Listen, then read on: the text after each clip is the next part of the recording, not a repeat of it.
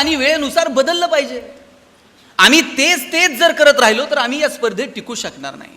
काळ आणि वेळेनुसार जर तुम्ही तंत्रज्ञानामध्ये बदल केला नाही, तुमच्या अभ्यासामध्ये बदल केला नाही, तुम्ही ज्ञानाच्या बाबतीत अपडेटेड राहिला नाहीत, तर तुम्ही या स्पर्धेच्या युगामध्ये टिकू शकणार नाही.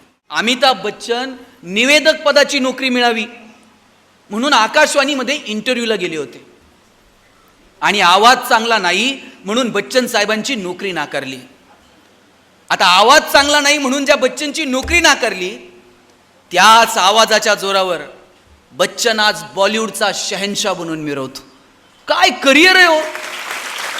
₹10 किलोनं बटाटा विकत घेतो आणि वेपर्सचं पाकिट 10 रुपयाला घेऊन येत आहे. तिकडं किलोभर बटाटे 10 रुपयाला आणि इकडं 10 रुपयाच्या वेपर्सच्या पॅकेटमध्ये किती वेपर्स असतात? 4 वेपर्स, बाकी सगळी हवा. पैसे हवेचे, तुम्हाला हवा करता आली पाहिजे मार्केटमध्ये, लक्षात ठेवा. तुमच्यासारखा एक पोरगा एक कुत्र्याचं पिल्लू घेऊन सर्कसच्या मॅनेजरकडे गेला आणि त्याला म्हटला, तुम्ही काय हे वाघ सिंहाचे प्रयोग दाखवता, त्यापेक्षा हे कुत्र्याचं पिल्लू घेऊन मी आलोय ना, याचा प्रयोग तुम्ही सर्कसमध्ये दाखवा. सर्कसचा मॅनेजर म्हटला, लोक वाघ सिंह बघायला येतात, तुझं पिल्लू कोण बघणार? अहो हे विशेष पिल्लू आहे म्हटलं. म्हटले काय झालं? म्हटले हे पिल्लू छान पियानो वाजवतं. पियानो वाजवतं? त्यानं पियानो काढला आणि त्या कुत्र्याच्या पिल्लासमोर ठेवला आणि ते पिल्लू सुंदर पियानो वाजवायला लागलं. सर्कसच्या मॅनेजरनं सांगितलं, म्हटला उद्या पहिला प्रयोग वाघ सिंहाचा नाही, या पिल्लाचा होणार. तेवढ्यात एक मोठं कुत्रं हॉलमध्ये आलं, त्या छोट्या पिल्लाला दातात उचललं, पियानोला अशी लात मारली आणि रागात बाहेर निघून गेला. ते सर्कसच्या मॅनेजरनं विचारले, कोण आहे? अशी लात बीत मारून निघून गेले रागात. त्या पोरानं सांगितलं, ये इसकी माँ है, इसे डॉक्टर बनाना चाहती है. आपल्याकडे नियम आहे का? ज्याला पियानो वाजवता येतं त्यानं डॉक्टर होऊ नये, किंवा ज्याला डॉक्टर व्हायचंय त्यानं पियानो वाजवू नये? तुम्ही करिअर आणि छंदांमध्ये गफलत करू नका. शिक्षणाचं ध्येय म्हणजे फक्त उदरनिर्वाह नाही मित्रांनो. शिक्षणाचं ध्येय आहे की तुमच्या ज्ञानाचा समाजाला उपयोग झाला पाहिजे. ताई मला आत्ता येताना सांगत होत्या, माझ्या वडिलांनी मला सांगितलं की तू शिक्षण क्षेत्रामध्ये चांगलं काम करते, तर हे शिक्षण क्षेत्र केवळ उदरनिर्वाह किंवा उद्योग व्यवसाय म्हणून तू या क्षेत्राकडे पाहू नको. गोरगरिबाची पोरं शिकली पाहिजेत, याच्यासाठी तू या क्षेत्राकडे बघ. माझी सगळ्या विद्यार्थ्यांना विद्यार्थिनींना विनंती आहे, आपलं ज्ञान हे समाजाभिमुख असलं पाहिजे. आपल्या ज्ञानाचा समाजाला काही उपयोग आहे का, हा विचार आपल्या मनामध्ये असला पाहिजे. आणि त्याच्यासाठी तुम्ही मोठी स्वप्न बघितली पाहिजेत. उद्योगात, व्यवसायात, व्यापारात आलं पाहिजे. ताई मगाशी म्हटलं की तुमच्यामध्ये प्रचंड एनर्जी आहे. अगदी खरं आहे, तरुणांमध्ये प्रचंड एनर्जी आहे, पण ती एनर्जी कुठे युटिलाइज करायची ना, याचं प्लॅनिंग आपल्याला करावं लागेल. एनर्जी कॉन्झर्वेशनचा नियम आहे. इथे सायन्सची पोरं आहेत का? एनर्जी नव्यानं क्रिएट होते का, डिस्ट्रॉय होते का? ती फक्त एका फॉर्ममधून दुसऱ्या फॉर्ममध्ये. मग तुमच्यामधली एनर्जी नव्यानं कुणी तयार करू शकत नाही आणि डिस्ट्रॉय करू शकत नाही. मग कर्तव्य काय आमचं? त्या एनर्जीला प्रॉपर वेनं युटिलाइज करता येईल का? एखादा पोरगा बेंचवर उड्या मारतोय, त्याचं उड्या मारणं बंद करायचं. त्याचं उड्या मारणं तुम्ही कसं बंद करणार आहात? त्याचे हातपाय बांधून त्याचं उड्या मारणं नाही बंद करता यायचं. त्याला सांगावं लागेल, उड्याच मारायच्यात ना, बेंचवर नाही. जरा स्टेजवर येऊन उड्या मार, थोडंसं तालासुराला धरून उड्या मार, कदाचित लोक म्हणतील तू नाचतोय. एखादं जोरजोरात ओरडतंय, त्याचं ओरडणं तुम्हाला बंद करायचं. तोंडात बोळा घालून त्याचं ओरडणं नाही बंद करता यायचं. तुम्हाला सांगावं लागेल, ओरडायचंय ना, जरा सुरात ओरड, कदाचित लोक म्हणतील तू गातोय. या पोरापोरींमध्ये प्रचंड एनर्जी आहे, पण ती कुठे युटिलाइज करायची, मला वाटतं मित्रांनो हे ठरवावं लागेल. आणि राहिला विषय जगण्याचा, अरे जगणं इतकं सुंदर आहे, आमच्या विचारात आत्महत्या हा शब्द यायलाच नको. मी किती उदाहरणं सांगू तुम्हाला. अरुणिमा सिन्हा नाव ऐकलंय? अरुणिमा सिन्हा तुमच्यासारखी एक मुलगी ॲक्सिडेंटमध्ये पाय गेला. एखादी मुलगी म्हटली असती की माझा पाय ॲक्सिडेंटमध्ये गेलाय, आता जगण्यात काय अर्थ? कृत्रिम पाय बसवला, चालायला शिकली, धावायला शिकली आणि एव्हरेस्ट शिखर सर करणारी जगातली पहिली महिला ठरली. काय म्हणायचं या मुलींना? आईन्स्टाईन साधा मुलगा होता, पण संशोधनाच्या क्षेत्रात असं भन्नाट काम करून दाखवलं. इरा सिंगल आज महिला बालकल्याण विभागाची ब्रँड अँबॅसिडर आहे, दिव्यांग आहे, परीक्षा उत्तीर्ण झाली, परंतु केवळ दिव्यांग आहे म्हणून लवकर हजर करून घेतलं नाही, कोर्टात जाऊन स्वतःच्या अधिकारासाठी हक्कासाठी लढली. आज IAS ऑफिसर आहे. ज्या लोकांना काही मिळालं नाही किंवा ज्यांच्यामध्ये काहीतरी कमतरता आहे अशी माणसं सुद्धा स्वतःच्या इच्छाशक्तीच्या जोरावर कुठे निघून गेली. आणि आम्ही छोट्या छोट्या गोष्टींसाठी आत्महत्यांचा विचार करतो. हे आयुष्य परत नाही मित्रांनो. जे तुमच्या वाट्याला आलंय ना ते मस्त जगायचं, एन्जॉय करायचं. आयुष्यात संकट बिंकट येत राहतील, कधी संकटांच्या समोर असं छाती काढून उभं राहायचं, कधी 2 पावलं माघार घ्यायची, कधी संकटाच्या नादाला न लागता वळसा घालून निघून जायचं. तारतम्यानं आयुष्य जगायचं. ज्या ज्या वेळेस तुमच्या मनात असे निगेटिव्ह विचार येतील ना, त्या दिवशी तुमच्या आईचा आणि तुमच्या वडिलांचा चेहरा आठवायचा. पोरांनो, आता तुम्ही मोठे झालात, 10वी 11वी 12वीला आलात, बापाच्या खांद्याला आलात. बापाची चप्पल एकदा पोराला यायला लागली ना, मग बाप रागवत नाही, बाप मारत नाही. लहान होतो तेव्हा बाप जर चुकलं तर फटका मारत असेल, आता वडील मारतात का? आता वडिलांच्या डोळ्यांची भाषा बाळांनो तुम्ही समजून घेतली पाहिजे. आपले वडील शेती करतात, आयुष्यभर कष्ट करतात, कुठंतरी MIDCला कामाला जातात. बाप सायकलवर कामाला जातो पण तुमची फी भरतो. काय अपेक्षा आहे वडिलांची तुमच्याकडनं सांगा? वडिलांची अपेक्षा अशी नाहीये की पोरानं रोज मला 2-5 हजार रुपये आणून द्यावेत.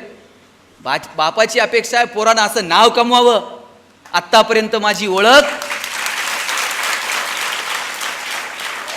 आत्तापर्यंत तुमची ओळख काय? अमुक अमुक यांचा मुलगा. बापाची अपेक्षा आहे एक दिवस असा आला पाहिजे की अरे ते अमुक अमुक साहेब आहेत ना, त्यांचे वडील आहेत बरं का, हे तुमच्या नावानं तुमच्या वडिलांची ओळख झाली पाहिजे. पोरांनो, असं कर्तृत्व करून दाखवा. वडिलांची तुमच्याकडनं प्रांजळ अपेक्षा आहे. मुलांनी लवकर हाताखाली यावं, मुलांनी त्यांचं कर्तृत्व करावं. म्हणून बापाचा चेहरा जरी आठवला ना तरी तुमची चुकीची पावलं पडणार नाही याची मला खात्री आहे. आणि पोरींनो, वडिलांचं मुलावर जेवढं प्रेम असतं ना त्याच्या थोडं तरी जास्त प्रेम मुलीवर असतं. मुलांनी वडिलांना काही मागू द्या, वडील म्हणतील 2 दिवस थांब, पगार होऊ दे, मग देतो. मुलीनं वडिलांना काही मागायला उशीर, बापाला असं वाटतं कधी नेऊन देऊ आणि कधी नाही. बापाला माहीत असतं चिमणीसारखी ओसरीवर थुई नाचल आणि एक दिवशी भुरकन उडून जाईल. जोपर्यंत आपल्या घरात आहे तोपर्यंत तिचे सगळे हट्ट पुरवायचे हे बापानं ठरवून घेतलेलं असतं. ज्या दिवशी मुलगी जन्माला येते ना त्या दिवशी बापाच्या मनात 2 विचार चमकून जातात. एक मुलीचं शिक्षण आणि दुसरं मुलीचं लग्न. बाप कितीही श्रीमंत असो किंवा गरीब असो, मुलगी जन्माला आली का 1-1 रुपया तिच्यासाठी बाजूला काढून ठेवतो.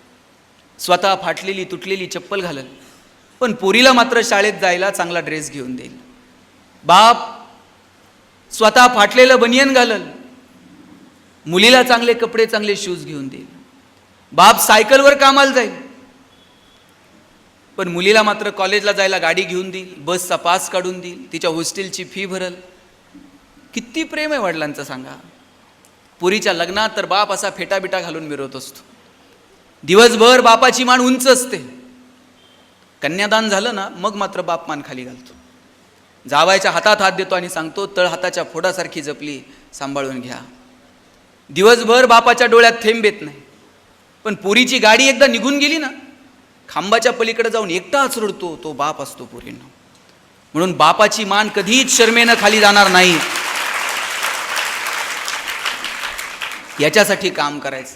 उद्या जर तुम्ही कलेक्टर झालात ना, लाल दिव्याच्या गाडीत बसून आलो इथे जेवढे आम्ही आहोत ना, आम्ही सगळेजण तुमच्या स्वागताला इथे उभे राहू. काय तुमच्या आईच्या चेहऱ्यावर आनंद असेल मला सांगा. तुमच्या गाडीचं दार उघडायला पण शिपाई असेल. अरे जिल्हाधिकारी झालात, अख्खा जिल्हा तुमच्या हातात येऊन जातो. पोरांनो, IPS ऑफिसर झालात, वर्दीत याल इथे अशी राजमुद्रा असते. बरं, सगळेच प्रशासनात जातील असं नाही. उद्योगात या, व्यवसायात या, व्यापारात या. मी मगाशी सूर्यवंशी साहेबांकडनं ऐकत होतो, साहेबांनी जेव्हा निर्मल सीड्स सुरू केलं, अगदी शून्यातनं हे सगळं सुरू केलं, ते पण ॲग्री कॉस्ट होते. पण पाहता पाहता आज जवळजवळ 3000 कुटुंब, एवढा मोठा उद्योग व्यवसाय. का बरं तुम्ही अशी उद्योग व्यवसायाची स्वप्न बघायची नाही? आमच्या डोक्यात एकच आहे, नोकरी नोकरी नोकरी. पहिल्यांदा आहे ना, नोकरी हा विषय डोक्यातनं काढा बरं. याचा अर्थ नोकऱ्या करू नका या मताचा मी नाही, पण केवळ नोकरीसाठी म्हणून शिकू नका. का आपल्या पोरांना वाटत नाही उद्योगात यावं, व्यवसायात यावं, व्यापारात यावं? कधीतरी जा तुम्ही निर्मल सीड्सला, तिथल्या सीओना भेटा, त्यांना विचारा कसा उद्योग व्यवसाय व्यापार चालतो, कसं ही शून्यातनं सगळी उभारणी झाली. गावातलं साधं एखादं कपड्याचं दुकान असू दे, त्याला जाऊन भेटा.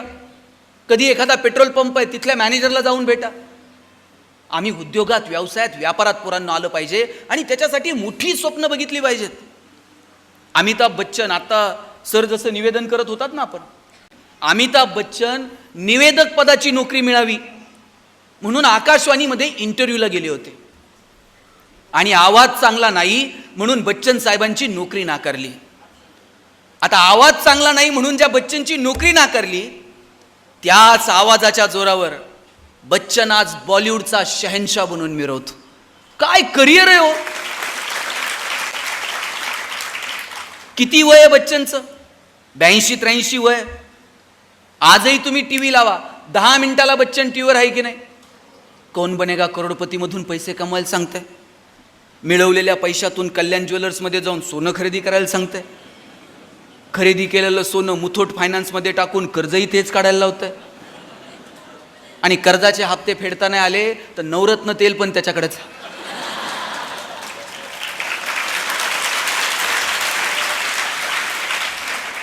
ठंडा ठंडा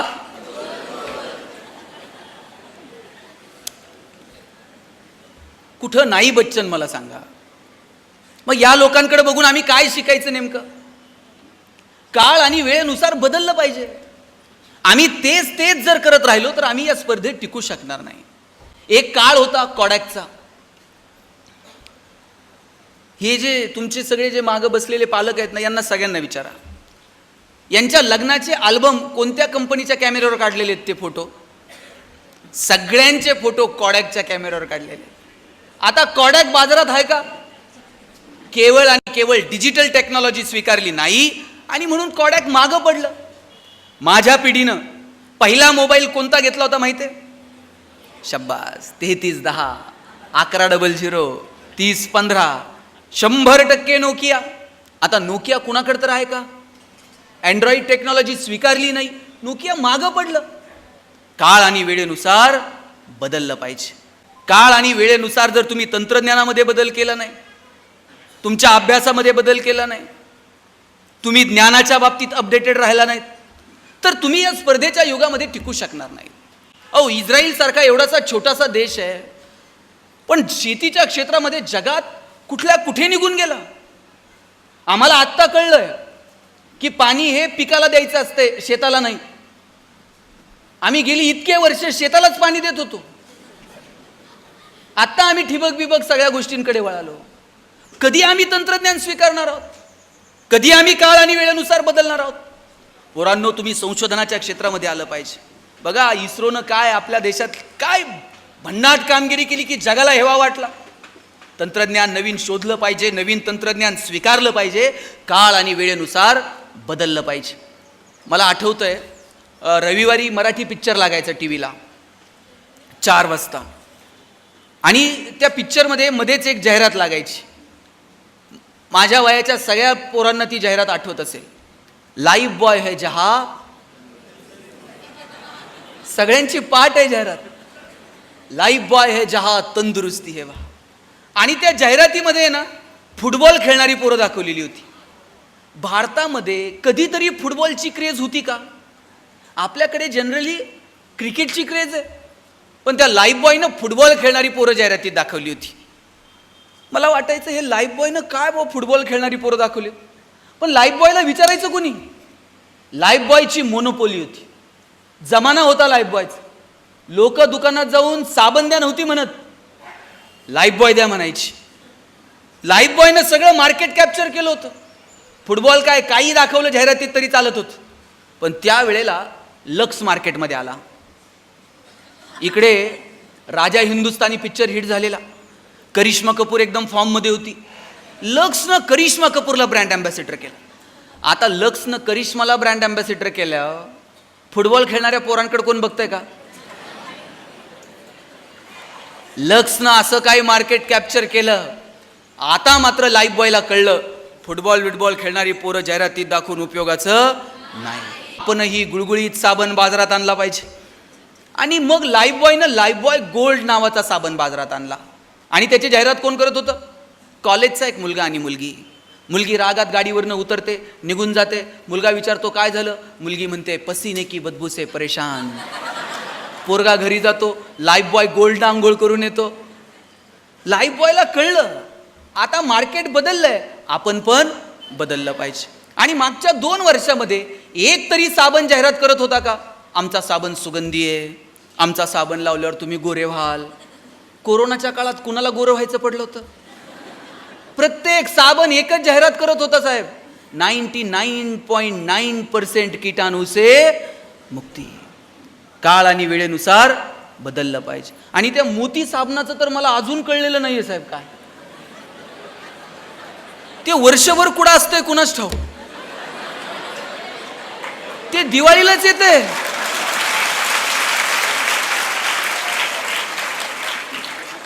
उठा त्यानं ठरवून घेतलंय आपलं वर्षभर प्रोडक्शन करायचं आणि दिवाळीला मार्केट कॅप्चर करायचं. गरीबातला गरीब आणि श्रीमंतातला श्रीमंत माणूस मोतीनं आंघोळ केल्याशिवाय दिवाळी साजरी केल्यासारखी वाटत नाही. जमाना मार्केटिंगचा आहे, जमाना तंत्रज्ञानाचा आहे. आपलं खणखणीत नाणं बाजारात वाजून विकता आलं पाहिजे. पोरांनो 10 रुपये किलोनं बटाटा विकत घेतो आणि वेपर्सचं पाकिट 10 रुपयाला घेऊन येतं. तिकडं किलोभर बटाटे 10 रुपयाला आणि इकडं 10 रुपयाच्या वेपर्सच्या पॅकेटमध्ये किती वेपर्स असतात? 4 वेपर्स, बाकी सगळी हवा. पैसे हवेचे, तुम्हाला हवा करता आली पाहिजे मार्केटमध्ये, लक्षात ठेवा.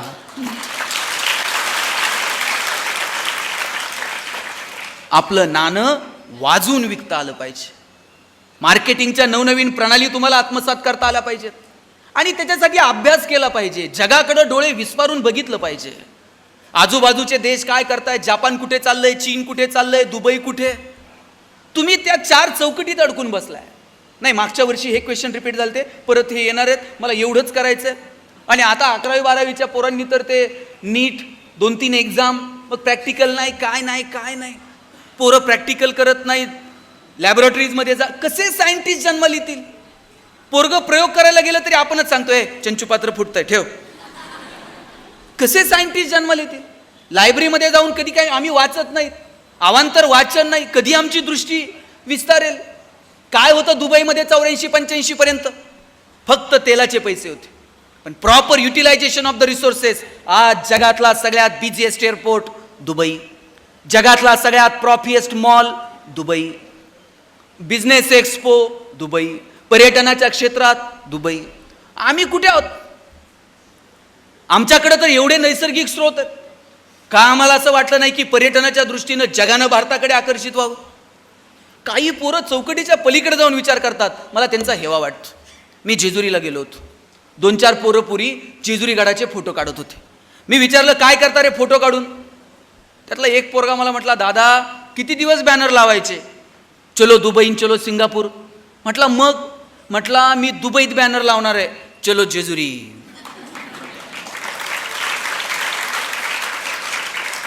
दुबईतली लोक जेजुरीत आणतो का नाही बघा म्हटलं. आणि म्हटलं आणून काय करणार? काय नाही म्हणला, खालून वर त्यांना गडाव पायपाय घेऊन जाणार आणि एकदा का ते घामाघूम झाले मग त्यांना लेक्चर देणार किती कॅलरीज बर्न झाल्या.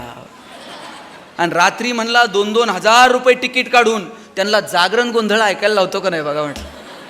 मला हेवा वाटतो या मुलांचा, जे चौकटीच्या पलीकडे जाऊन विचार करतात. म्हणून केवळ तुमच्या गुणपत्रिकेला आलेली गुणांची सूज म्हणजे तुमची गुणवत्ता नाही आहे. अभ्यास फक्त पोरांनो मार्कांसाठी करू नका. भूगोल अभ्यासताय ना, अक्षांश आणि रेखांश डोळ्यासमोर दिसले पाहिजेत. इतिहास अभ्यासताय ना, इतिहासातली पात्र अशी नजरेसमोर आली पाहिजेत. लॅबोरेटरीमध्ये जाऊन काही प्रयोग करताय ना, त्या सायंटिस्टनं तुमच्याशी गप्पा मारल्या पाहिजेत. मराठीतला एखादा धडा वाचताय ना, त्या लेखकासोबत तुमची मैत्री झाली पाहिजे. एखादी कविता अभ्यासताय ना, तर कवीसोबत तुम्ही संवाद साधला पाहिजे. इतकं एकरूप जेव्हा तुम्ही तुमच्या अभ्यासासोबत व्हाल, तेव्हा त्या अभ्यासाची मजा यायला लागेल. आमचं सगळंच मार्कांसाठी. शिवाजीराजे 4 मार्काला, संभाजीराजे 5 मार्काला. तुकाराम महाराजांचा अभंग अवघड आहे म्हणले, ऑप्शनला टाकू. परवा 10वीतला पोरगा मला विचारत होता, सर यावर्षी मराठीच्या पेपरला ज्ञानदेव पडणार आहेत का तुकाराम पडणार आहेत? म्हटलं हे पडतील कसे ज्यांनी महाराष्ट्र उभा केला? सगळं कसं मार्कांसाठी? जरा मार्कांच्या पलीकडे जाऊन तुम्ही तुमच्या अभ्यासाकडे बघितलं पाहिजे. तुमच्या आईबापानं तुमच्यासाठी टाळ्या वाजवल्या पाहिजेत. पोरांनो, इतकं मोठं. तुम्ही विठ्ठल लहाने नाव ऐकलंय? प्लॅस्टिक सर्जन आहेत. मी त्यांचं एक भाषण ऐकत होतो. ते म्हटले, मी लहान होतो आणि माझी आई मला म्हटली शेजारच्या मावशीची साडी आण. मी शेजारच्या मावशीची साडी आणली आणि आईला दिली. 4 दिवसांना आईनं धुवून घडी घालून दिली आणि म्हणली देऊन ये. मी देऊन आलो. आईला म्हटलं, आई शेजारच्या मावशीची साडी का मागितली?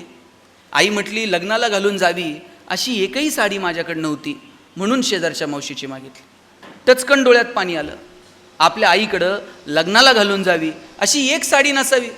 आणि त्या दिवशी ठरवलं, एवढं मोठं व्हायचं, आईला रोज नवीन साडी देता आली पाहिजे. डॉक्टर म्हटले, मी डॉक्टर झालो, पैसे मिळायला लागले, आईला रोज नवीन साडी देऊ शकतो, इतके पैसे मिळायला लागले. पण एक दिवशी एक मुलगी बघितली, तिचे ओठ फाटलेले होते, तिचं लग्न जमत नव्हतं. ते दुःख त्या मुलीला विचारण्यापेक्षा तिच्या बापाला किंवा भावाला विचारावं. मी त्यांना सांगितलं, आपण या मुलीच्या ओठांवरती प्लॅस्टिक सर्जरी करू, उद्या तुम्ही तिला हॉस्पिटलला घेऊन या. वडील आणि भाऊ म्हटले, डॉक्टर साहेब आमच्याकडे एवढे पैसे नाहीत, ही नटनट्यांची कामं, आम्ही कुठून आणायचे एवढे पैसे? डॉक्टर म्हटले, पैसे नाही लागणार, तुम्ही या तर. मला माझ्या आयुष्यातला 1.5 तास खर्च करायचा होता.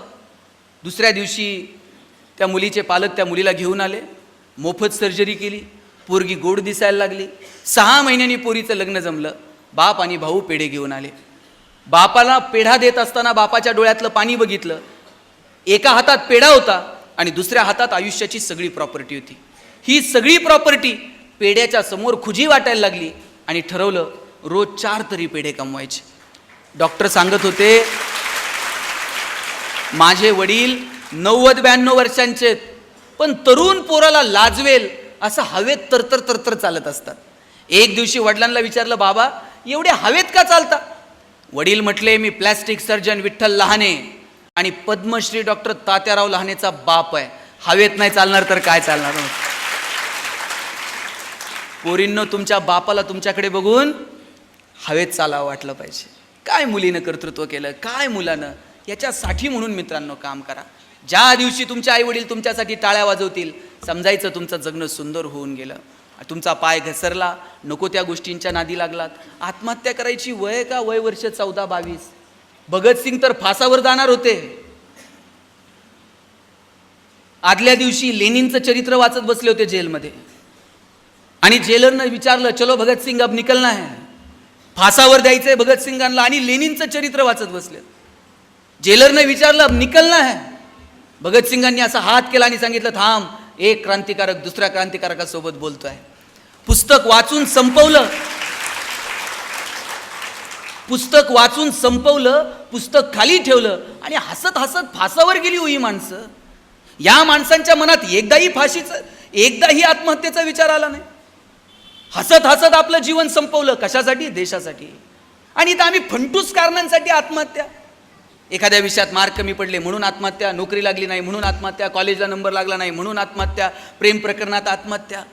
अरे तुमच्या आईबापा इतकं प्रेम करतो कोण तुमच्यावरती? त्यांचा चेहरा तुमच्या डोळ्यासमोर आला पाहिजे. रोज सकाळी घरातनं बाहेर पडलात ना पोरांनो, आईच्या पायावर डोकं ठेवा. आई काळीच काढून देते, माझं आयुष्य पण तुला लागू दे म्हणते. सकाळी बाहेर पडताना बापाच्या पायाला फक्त हात लावा. बाप असा पाठीवर थाप मारतो, पठ्ठ्या सुखात राहा म्हणतो. कोण करतं एवढं प्रेम तुमच्यावर मला सांगा? मग त्या आईबापासाठी आपण जगायचं नाही? आपलं कुटुंब, आपला समाज, आपल्या अवतीभोवतीची माणसं आपल्याकडनं प्रचंड अपेक्षा ठेवून आहेत आणि आम्ही असल्या फंटूस कारणांसाठी आत्महत्या करायच्या? आयुष्यात कधीच असा विचार करायचा नाही. आणि लक्षात ठेवा, ज्या वेळेस असं खचल्यासारखं वाटेल, ज्या वेळेस असं वाटेल की आता जगण्यात राम उरला नाही, त्यावेळेस शिवाजी महाराजांची आग्र्याहून सुटका एवढं प्रकरण फक्त वाचायचं. तुम्ही आयुष्यात कधी आत्महत्येच्या मार्गावर जाणार नाही. मिर्झा राजेसोबत तह केला. एक एक किल्ला मिळवण्यासाठी कितीतरी मावळ्यांनी प्राणांची आहुती दिली आणि मिर्झा राजेसोबत झालेल्या तहामध्ये महत्वाचे 23 किल्ले मिर्झा राजेला द्यावे लागले. केवढं मोठं संकट आहे आयुष्यातलं. 23 किल्ले दिले मिर्झा राजेला. एखादा राजा म्हटला असता 23 किल्ले दिले, आता काय करायचं, परत कसं राज्य मिळवायचं. पण राजे गर्भगळीत होत नाहीत. संकटाच्या समोर असं छाती काढून उभं राहतात आणि भेटायला जातात औरंगजेबाला थेट आग्र्याला. बरं एकटे जात नाहीत, जाताना एवढ्या एवढ्याशा संभाजीराजांना सोबत घेऊन जातात. एखादा बाप म्हटला असता संकटात जायचंय, लेकराला कशाला, मी एकटा जातो, पण सोबत संभाजीराजांना घेऊन गेले. मधला जो प्रवास आहे त्या मधल्या प्रवासामध्ये संभाजीराजांचं आणि शिवाजीराजांचं काही तर बोलणं झालं असेल की नाही. काय बोलले असतील शिवाजीराजे संभाजीराजांना. स्विस बँकेत आपला अकाउंट आहे, तुला पासवर्ड सांगतो, पुण्यात आपले 2 फ्लॅट आहेत. काय बोलले काय असतील शिवाजीराजे. शिवाजीराजांनी सांगितलं असेल, शंभूराजे आतापर्यंत तुम्ही जिंकणं बघितलं, आतापर्यंत तुम्ही यश बघितलं, आयुष्यातला संघर्ष सुद्धा जवळून बघा, चला आमच्या सोबत. घेऊन गेले. तिथं गेल्यानंतर औरंगजेबानं संभाजीराजांना एक हत्ती भेट म्हणून दिला आणि थोडीशी गंमत करावी म्हणून दिलेर खान म्हटला, शंभूराजे आप इतने छोटे हो और हाथी इतना बड़ा है, इस हाथी को आप महाराष्ट्र में कैसे ले जाओगे. एवढा एवढासा संभाजी राजा दिलेर खानाच्या डोळ्यात डोळे घालून सांगतो, ये तो जानवर है, बैठकर जाएंगे, नहीं आया तो खींच कर ले जाएंगे, लेकिन हमारे आबा साहब ने जो आपको किले दिए हैं वो तो अभी महाराष्ट्र में है, उन्हें आप आगरा कैसे ले आओगे. एवढा एवढासा संभाजी राजा, पण माहीत होता आत्ता तहात दिलेत आणि गेल्यावर घेऊ की परत एक एक. लढणं काय असतं, पेटून उठणं काय असतं, हे या मातीकडनं जगानं शिकावं. दत्ताजी शिंदे तर असं रक्ताच्या थारोळ्यात कोसळलेले होते. मानेवरती तलवार ठेवून विचारलं, क्यों पाटील और लढोगे. आणि त्याही अवस्थेत दत्ताजी शिंदे म्हटले, क्यों नाही, बचेंगे तो और भी लढेंगे. ही जी जगण्याची खुमखुमी आहे ना, ही पोरांनो आपल्यामध्ये असली पाहिजे. मी 2 शब्द वापरले बघा. कधीतरी छाती काढून उभं राहा संकटाच्या समोर, तर कधी 2 पावलं माघार घ्या. तारतम्य ठेवून तुम्हाला जगता आलं पाहिजे. आग्र्याला गेले. आग्र्याच्या सभेमध्ये शिवाजी राजांना सरदारांच्या रांगेत उभं केलं. राजांना तो अपमान वाटला. आग्र्याच्या त्या सभागृहामध्ये आजपर्यंत कुणीही औरंगजेबाच्या समोर मोठा आवाज करून बोललेलं नव्हतं. त्या सभागृहामध्ये शिवाजी राजांनी मोठ्या आवाजात रामसिंगाला जाब विचारलाय, तुम्ही आम्हाला इथं अपमान करायला बोलवलंय. आत्तापर्यंतचा नियम असा होता, औरंगजेबाला मुजरा करायचा, 10 पावलं मागे यायचं, पण पाठ मात्र कुणी दाखवायची नाही. शिवाजी राजे एकमेव राजा आहे. परकीयांच्या गोटात आजूबाजूला शत्रूचं सैन्य असताना सुद्धा शिवाजी राजे औरंगजेबाला पाठ दाखवतात आणि ताड दिशी सभागृह सोडून निघून जातात. आग्र्याच्या सभागृहात अशी मर्दुमकी जर कुणी गाजवली असेल तर ती केवळ आणि केवळ शिवाजी राजानं गाजवली. आणि हे बघतोय कोण? सोबत आलेले एवढे एवढेचे संभाजीराजे बघतायत, अरे आपला बाप काय जगला. स्वाभिमान शिकवावा लागला नाही संभाजीराजांना. संभाजीराजे बघत राहिले, हो आमचा बाप स्वाभिमानानं जगला, हे सांगावं लागलं नाही. आपण संभाजीराजांना छावा म्हणतो. ताई, छावा कुणालाही म्हणत नाहीत, त्याच्यासाठी बाप सिंह असावं लागतो. बाप सिंह आहे म्हणून छावा जन्माला आला. आणि म्हणून काय आदर्श आम्ही आमच्या लेकरांच्या समोर निर्माण करायचे ना, हे आपण आईबाप म्हणून सुद्धा ठरवलं पाहिजे. पोराला सांगायचं व्यसन करू नये, संध्याकाळी बापच सांगतोय जा जरा चुलीव सिगरेट पेटून आण. पोरग तुमच्या पुढचं असं येते जसं ऑलिम्पिकची ज्योत घेऊन आले. बाप कानातनं दूर काढतो, हे सगळ्या शाळेत सांगतं जादूगार बाप आहे. तुम्ही काय पेरायचं ठरवलंय? तुम्ही गहू पेरला तर ज्वारी उगवत नाही, ज्वारी पेरली तर हरभरा उगवत नाही. लेकरा बाळांच्या बाबतीमध्ये काय पेरायचं मला वाटतं ते ठरवावं लागेल.